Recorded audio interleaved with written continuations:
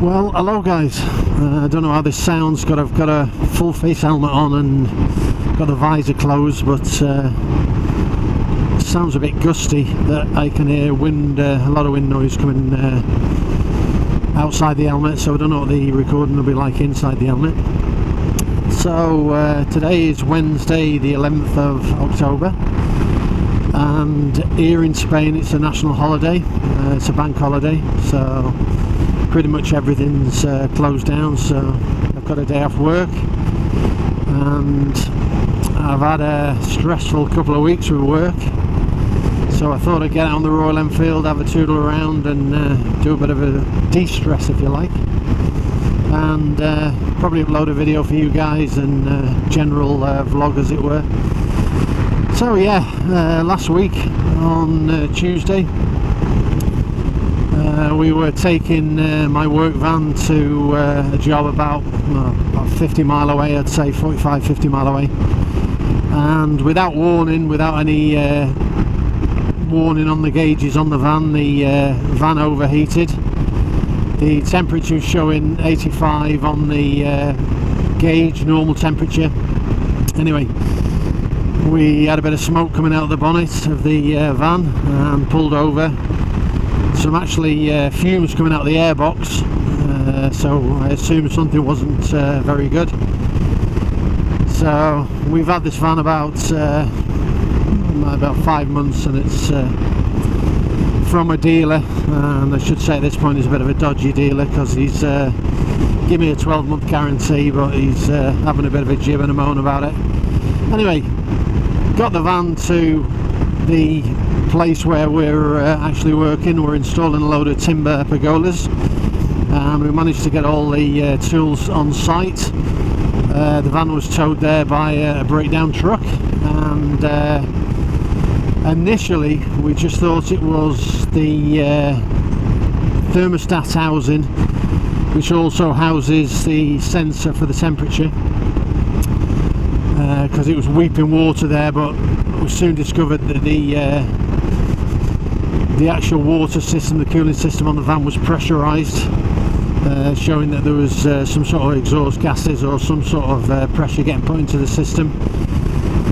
Anyway, long story short, got the van from there with the breakdown truck again to a Peugeot dealer. It's a Peugeot Expert long wheelbase van, so we got it to a Peugeot dealer and asked for an estimate for repairing the van, which he couldn't do, because obviously he didn't know the extent of the damage to the engine. So I gave him the green light to pull the engine and take the head off, which they did, and the head had failed in, the head gasket I should say, had failed in 3 places on 3 pots.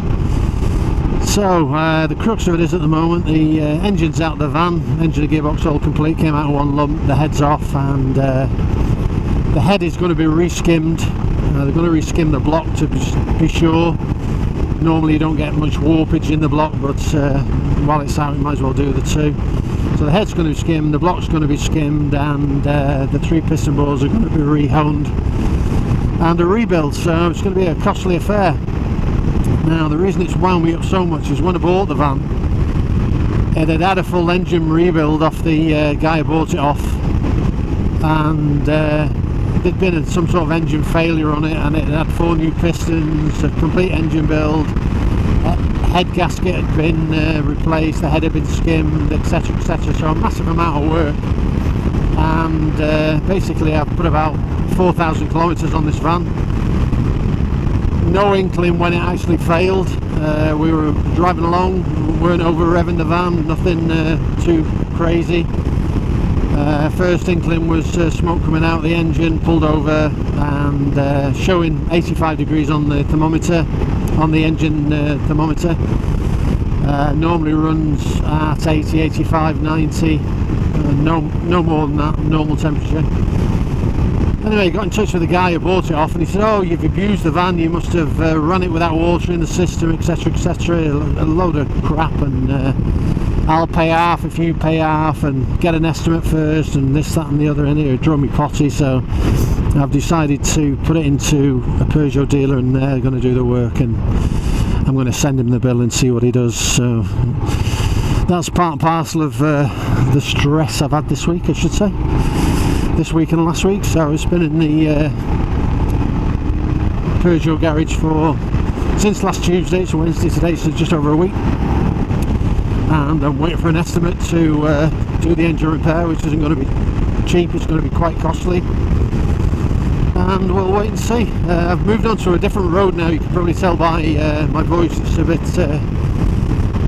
quivery. The Himalayan's very, very good at going over bad road conditions, but I don't know whether you've noticed. I'll put a link below, but I've been watching another couple. I can't remember the name of the channel, but it's a woman who rides a Royal Enfield Himalayan, and her husband or her partner has got I think a Honda 300 or a Yamaha 250. They ride around together, and I've noticed on a few of their videos, I always thought the Himalayan was a really soft suspension bike. But the last video I watched that they had up on YouTube, I noticed that you could tell her voice was quivering, something similar to mine is at the moment, as she was going over uneven fire trails. And the crazy thing was that he's on the bike in front of her, and he's on a purpose-built dual sport 300 Honda or whatever it is, and I noticed there was no quiver in his voice. So obviously the suspension's a lot better on the dual sport than the Himalayan. Anyway, waffle. General life in Spain goes on as normal, apart from the hassle I've had the last week. Fuel prices have gone crazy stupid. I've been using my SUV to get to work on this particular job that I'm on at the moment, and pulled up at a local garage near the place where we're doing the work, and as I pulled up, it was €2.02 a litre for standard diesel, not the premium diesel. And all garages in Spain are still offering, well, I shouldn't say the government is still offering a 20-cent discount per litre. So whatever it shows on the sign at the garage, if it's €2.02, you actually pay €1.82 with the discount, which is paid at the till. So it's quite a strange thing. You actually put it in the pump, and say you put €50 worth of diesel in at the pump, it shows 50 on the pump, and then you get a discount when you pay, so you pay something like €46 or something. Anyway, yeah, things have gone silly crazy price wise. I work in construction, and this particular job that we're doing, we're actually building 3 porches on the back of a property with glue laminated timber, quite a big section timber with tongue and groove over the top, timber battens, then clay roof tiles, and the prices have just gone up crazy. I mean, in a short period of time since the war in the Ukraine. For example, we put a clay tile on top of the pergolas and porches and things that we build, an interlocking clay tile, and they used to be about €1 per tile, bearing in mind you need roughly 12 tiles to a square metre with the overlap. Current prices are being quoted at €1.90 and €1.95 a tile, plus EVA, which is value added tax on top, which isn't too much of a problem. We can reclaim that back. But yeah, pretty much getting up to double the price. Not on all construction materials, but certainly on things that they have to use a heat process to make, like a clay tile has to be baked in the oven, so hence the price rise for firing the tiles. And also you get a pallet of tiles that used to be €250 for a pallet of tiles. Weighs not short of a cubic ton. You can understand that the transport has considerably increased to get them to the dealers or the distributors. So yeah, it's gone crazy really. Everything's shot up in price, which is having a knock-on effect. Obviously people need certain things doing, but where they're having non-essential work done, we're seeing a bit of a back off in people having work done, I would think. essential maintenance is definitely still happening, but where people are deciding to have a nice pergola built in their rear yard or back garden, they're tending to back up. Oh, sand on the corners there, guys. Back off from having that done. Yeah, that corner was a bit twitchy then. Funnily enough, it's a very, very dry day today. We've currently got the Himalayan showing its usual stupid temperature, showing 26 degrees on the Himalayan. It's showing, but it's not. It's probably, this is in centigrade. We're probably looking at 21, maybe 20, 21 degrees. Pleasant biking weather, but not yesterday, the day before, we had a torrential storm that lasted about an hour, but it was really, really heavy rain. And what tends to happen on these mountain roads, you can see at the side of the road you've got a lot of clay banks, if you like. You can see now on this bend here, if I have a look over there, you can see it's all loose. You can see on the road you can get loose stuff as well, but the clay and the mud that washes down onto the road here, it's very, very, it's like a wet clay, and it's like riding on soap when you hit it. There's just no grip. You know, even if you had exceptionally good off-road tyres on, you're still going to slide on it, so it's a bit disconcerting. More so on a road bike, not so much on the Himalayan. Normally I'd be flying around these bends, as you've seen off early videos, but without knowing the current condition of these roads, I'm going to take it a bit steady. So guys, I don't know, all these oil prices and the global financial position is affecting you in other countries, stateside and Canada, over in India. I don't know, a lot of you guys from India watch this channel, but it'll be interesting to read your comments in the comment section below. It's a crazy situation, Putin and the war in the Ukraine. It's hard to know where it's going to end, to be honest. I can't see NATO allowing, although the Ukraine wants to fast track and join NATO, but I can't see it happening, to be honest. Not in the short term anyway. Far too much of a risk to bring NATO full on into the conflict at the moment. Again, your thoughts on that, leave a comment below. But yeah, we're facing definitely uncertain times. In Spain, people, expats, especially British people who've been here for a while, were allowed to apply for permanent resident status, although we had it before in a form of a green card, similar to what you would have in the United States. Once Spain became a third country, as it's mentioned, it then lost all its EU sort of rights to free travel, as it were, etc, etc. But those of us that had the green card then were able to put those cards in for a permanent resident card, which is pretty much like an identity card that you have here in Spain. It can be used for travel throughout Europe, so you don't need your passport within the EU. You can use that as a travel card as well. So yeah, it's strange things happening. It's had a really bad effect all around, Brexit.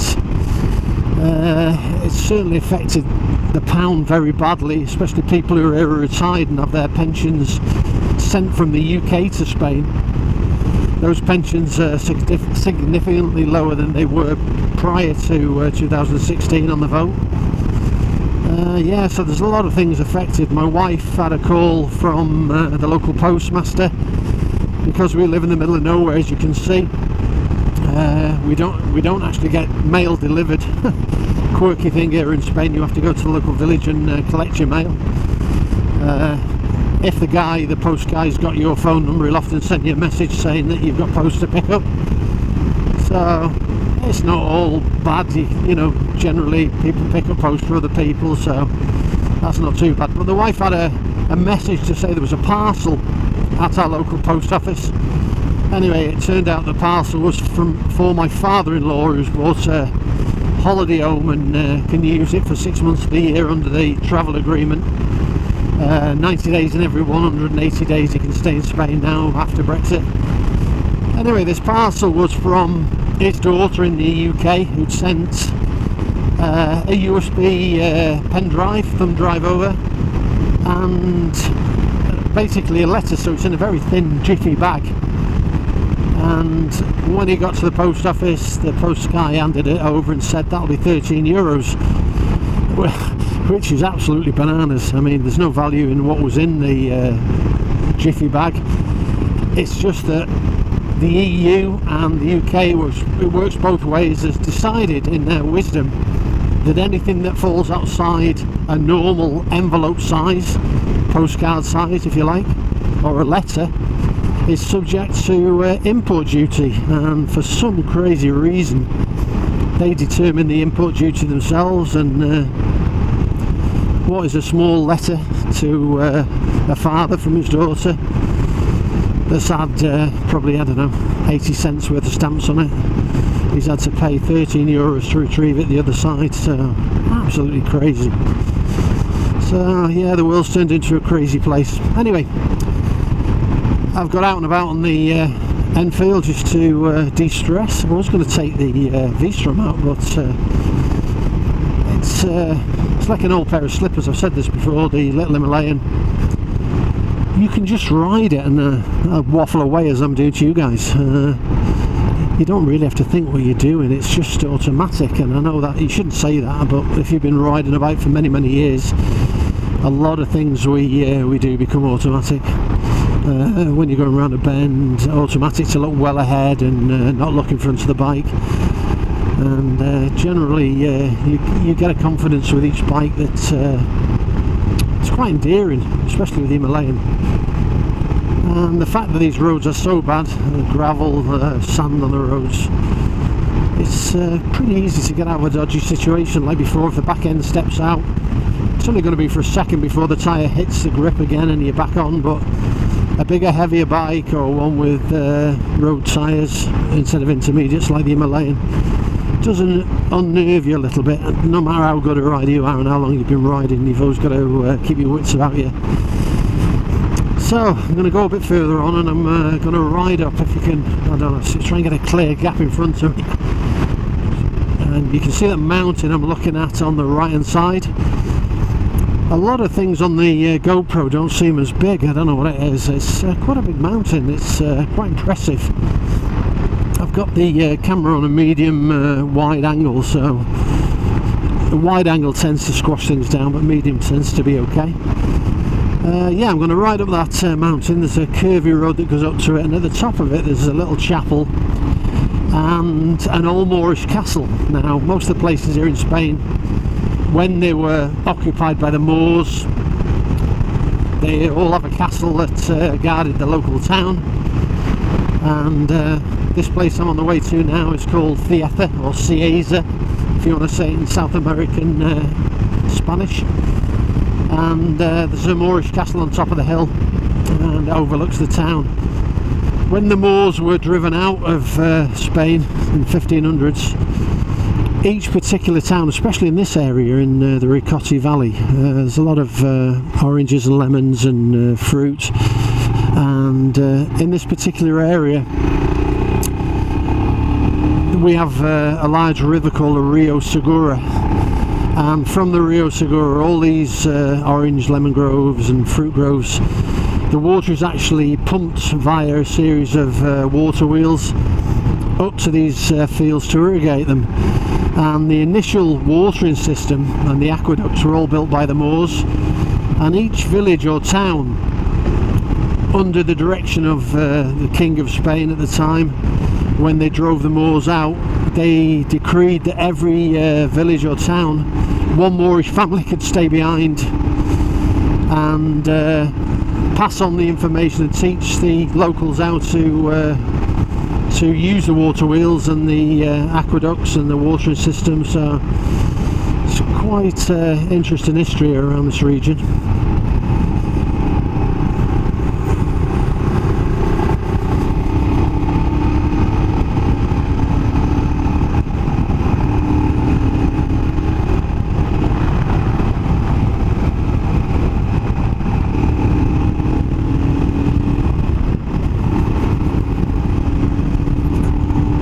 Lots of people parked up on the lower road down there.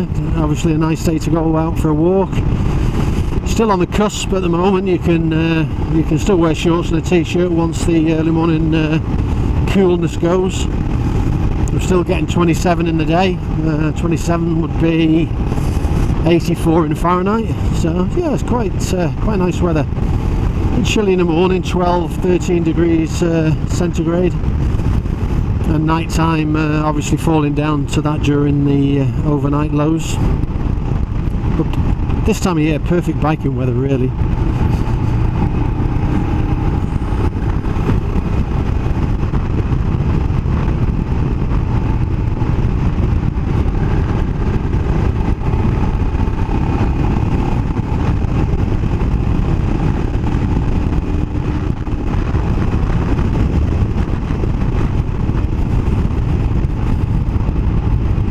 So you can see the castle on the hill, or the remnants of the castle. If I look up there, you can see one tower and an archway, and you can just see through the trees there the chapel that's built up on the top of the hill here. The steps going up to it there. You just see a little chapel up there with a bell on the top. Pretty much miles from civilization. I don't know on what occasion they would have used that chapel for. Yeah, some stunning views up here. As you can see the mountains in the distance.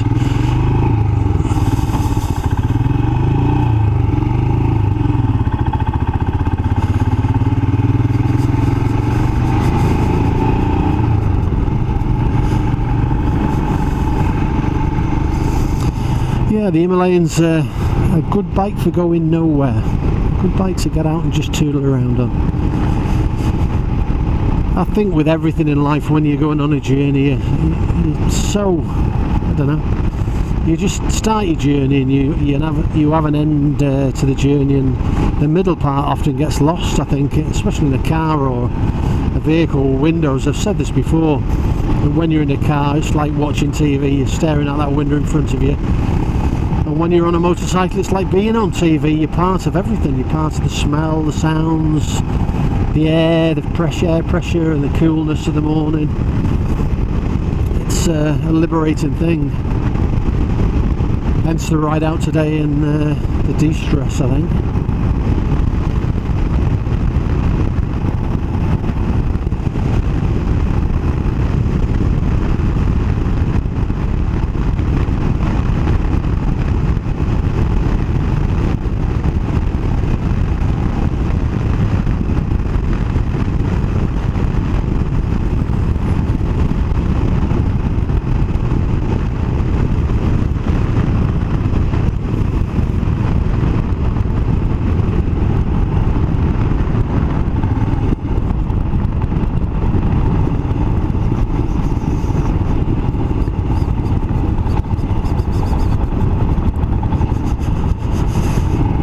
This is quite a steep bendy road. As you can see, there's you always get the odd person or the odd driver that's a bit weary, a bit of a nervous driver. Got an old guy in front just taking his time,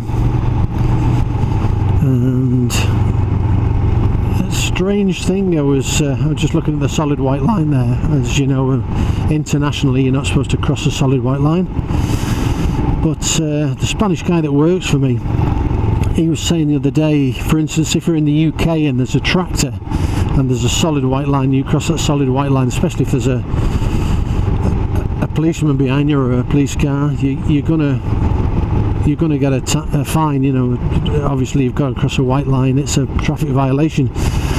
But the guy that works for me was saying that if there's a tractor and you're in a four-wheel vehicle, I don't know how true this is, providing you don't put all four wheels over the centre line, it's not an offence now. I don't know how true that is, to be honest, because you have to get pretty close to the vehicle not to get all four wheels over that line. You can see this guy's hugging the middle line here. We're doing 20 kilometres an hour. He's probably expecting me to go past.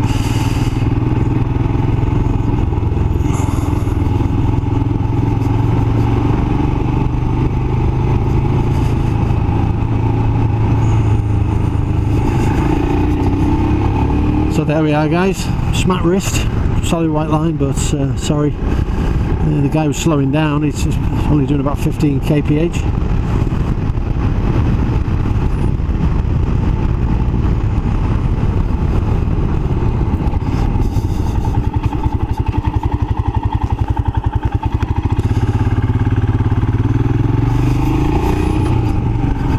Another thing on the Enfield, slow speed manoeuvring. Very, very sure-footed, very easy to ride at a slow speed, or even up on the pegs over rough ground. It's quite a nice bike to ride all round.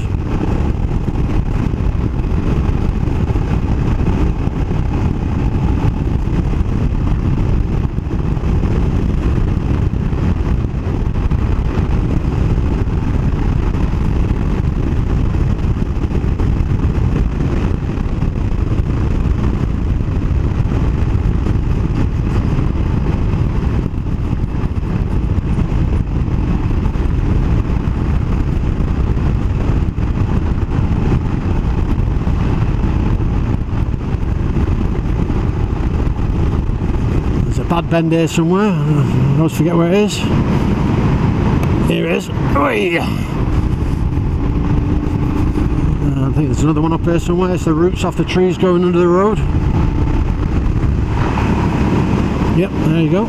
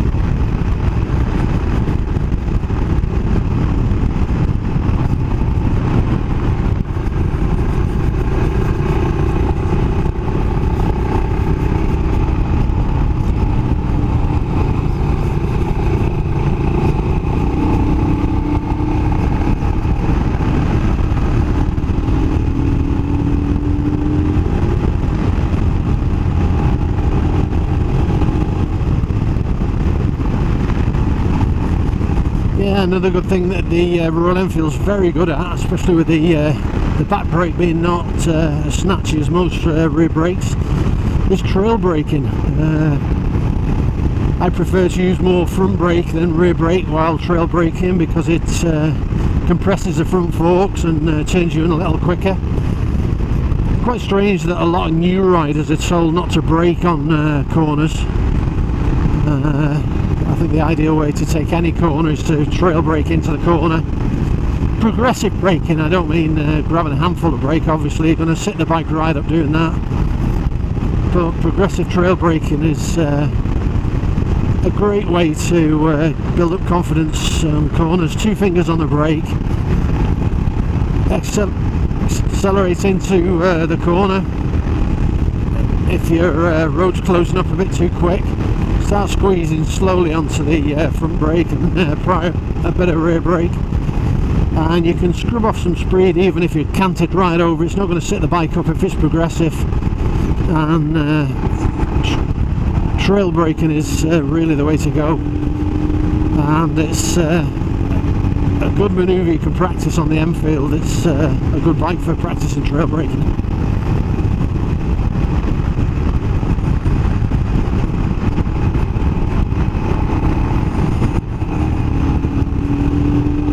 Now this is quite an incline I'm going up, so you can see that you can overtake on the Enfield. And said in a previous video, mine tends to go like a scalded cat at times. It's loosened up quite well over the kilometres.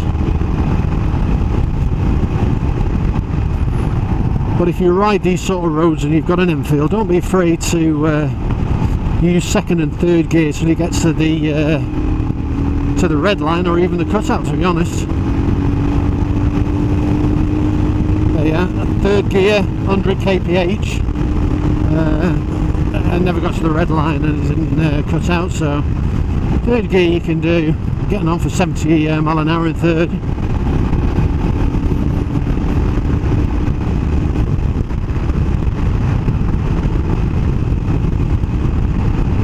And to be honest, when you're on a twisty road like this, even though you're trail braking, you better be in a lower gear to use some engine braking as well. I mean, this corner now, down into second, engine's braking, and trail braking a bit, very, very severe bend. Adverse cambers, they're not good at all, so you've not got a good camber even though it's very curvy. Yeah, I mean, it's not rocket fast, the Royal Enfield, but you can have some fun on it, especially if you're using it to its potential in the gears. I mean, third gear's a bit of a hoot, to be honest. It's great fun. And just keeping an eye out for too much sand or gravel on the road. We don't want to kick the back end out, pushing it a little bit. Second gear, it's a bad right ender, right back on itself and up a slight incline.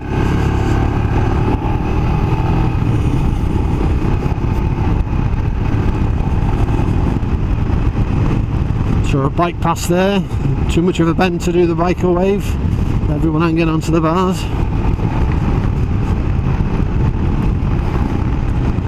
This is a bad switchback coming back on itself and flicking the other way. Not so bad in this lane because we're further away from the bank, so less likelihood of sand or gravel on the road. In fact, it's quite a nice fun bit of road, this. It's one I tend to do in second and third. It's good fun. Make the bike work a little bit. It wants to work. It's a single cylinder, long stroke. Maintain your bike well, change the oil more often than Royal Enfield recommends, and you shouldn't have any problems.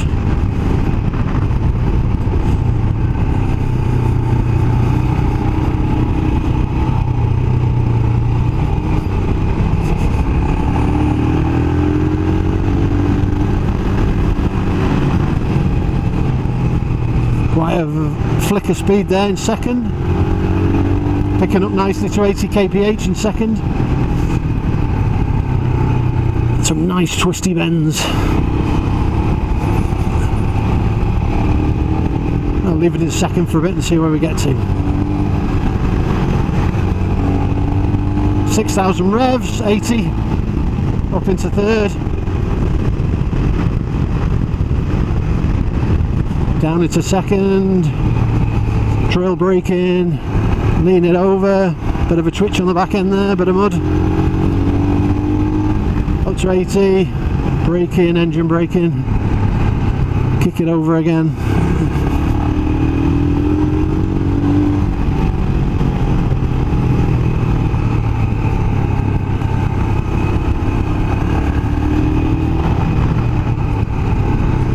A lot of gravel on the road there, careful, switch it around again.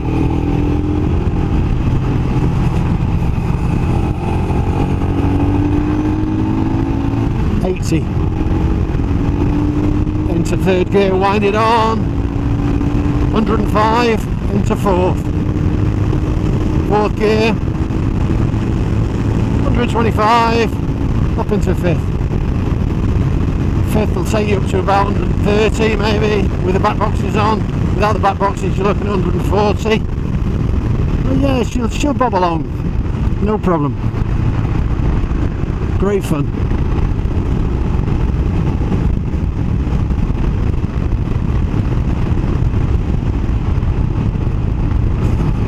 Third gear bend, quite sharp, lots of mud on the road.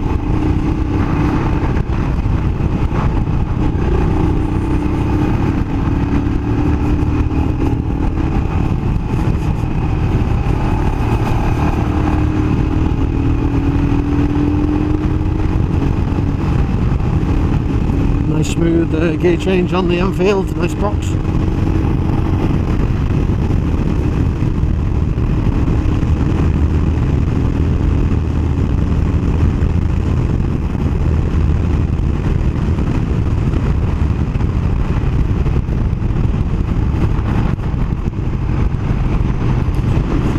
Be careful, cars coming around these bends. It's a single track, but they want all the road. They're not prepared to pull over to their side, and some pretty bad drivers on some of these roads. yeah, so guys, I'm going to probably wind it up here. It's been a bit of a stress relieving waffle of a video. If you like it, guys, give me a thumbs up, give me a like, leave some comments down below, and let's have a chat about a few things. Subscribe to my channel. It's I don't monetize the channel anymore. Hassle with Google. They were paying me at one point, but I was getting sort of things, if there's not enough people watching the channel, we're going to stop monetizing it, this, that and the other. So it's not monetized, but if you guys like it, give me a thumbs up, give me a like. It shows your appreciation, and it encourages me to make these videos for you guys, sharing my exploits and daily life here in Spain. Anyway, peace out guys, have a good day, enjoy the coming weekend, and I'll catch you in the next one.